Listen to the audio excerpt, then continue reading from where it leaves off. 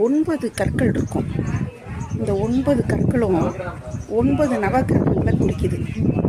அதாவது புராண கதையில் என்ன சொல்லப்படுதுன்னா, ராமர் ராவணனோட போரிடுறதுக்கு கிளம்புனப்போ இங்கே ராமநாதபுரம் மாவட்டத்தில் உப்பூரில் இருக்கிற பிள்ளையாரை வழிபட்டுட்டு இந்த தேவிப்பட்டினத்தில் இருக்கிற அம்மனை வழிபட்டுவிட்டு 9 கற்களையும் நவக்கிரகங்களாக அமைத்து வழிபட்டாராம். அதனால தான் அவருக்கு அந்த போரில் வெற்றி கிடைச்சிதான். அது மக்களுடைய மிக ஆழ்ந்த நம்பிக்கை. நீங்கள் பார்த்தீங்கன்னா தெரியும். ஆனால் நமக்கு இப்போ 5 கற்கள் தான் தெரியுது.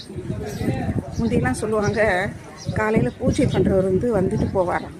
அப்போ நடக்கக்கூடிய இடமா இருக்குமா, தண்ணி இருக்காதாம். திரும்ப சாயங்காலம் பார்த்தீங்கன்னா ஃபுல்லாக மறைச்சிருக்குமா, அப்படிலாம் சொல்லுவாங்க.